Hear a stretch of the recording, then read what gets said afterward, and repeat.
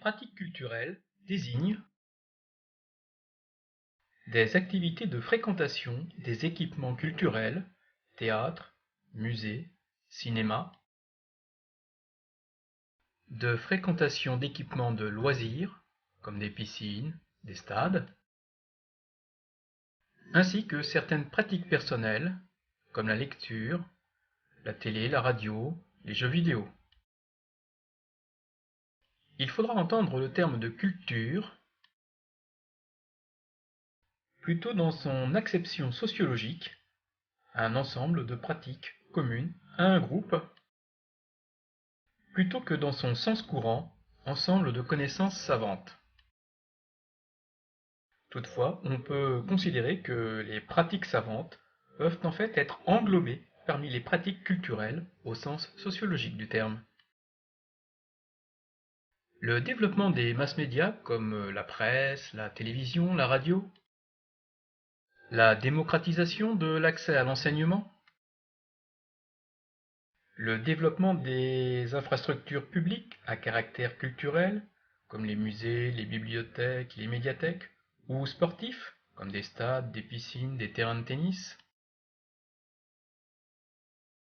le développement de la consommation de masse, avec les appareils de télévision, les ordinateurs connectés à Internet, la diffusion de CD, de DVD, ou le développement de pratiques de loisirs comme les vacances, ont fait émerger l'idée selon laquelle la plupart des pratiques culturelles qui auparavant étaient l'apanage des milieux les plus aisés étaient désormais accessibles à tous, définissant ainsi les contours d'une culture de masse, publique, collective, quels que soient les milieux sociaux auxquels appartiennent les individus.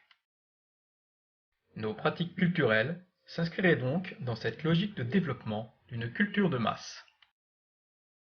À l'appui de cette idée, force nous est de constater que certaines pratiques se sont massivement répandues.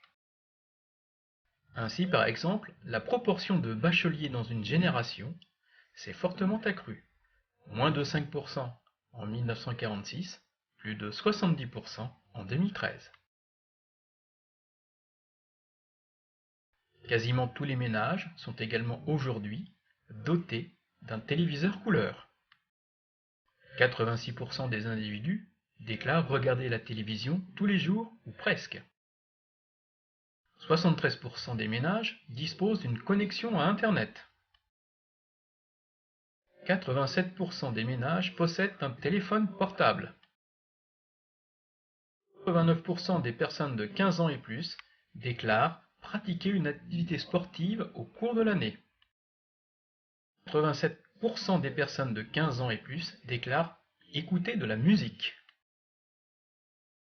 Un certain nombre de films ont également été vus par la plupart des personnes de 15 ans ou plus. Les Bronzés ont ainsi été vus par 88% des personnes de 15 ans ou plus. Le Titanic par 85%. Les Visiteurs par 82%. 70% des personnes de 15 ans et plus déclarent avoir lu au moins un livre dans l'année. Et 94% des personnes de 15 ans et plus possèdent au moins un livre. Et derrière cette diffusion massive de pratiques culturelles apparaissent des comportements très différenciés. Par exemple, selon le genre, les hommes et les femmes n'ont pas tout à fait les mêmes pratiques. Selon l'âge également, jeunes et personnes âgées ont des pratiques également assez différentes. Au-delà de l'âge, la génération joue aussi un rôle considérable. De même, le milieu social d'appartenance explique de nombreuses différences dans les pratiques culturelles. La situation familiale vient également modifier les pratiques culturelles selon que l'on vit en célibataire, en couple, avec des enfants. Les choses changent beaucoup.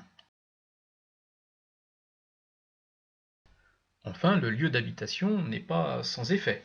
Selon que l'on habite une zone rurale ou une grande métropole, les pratiques culturelles sont également très variées.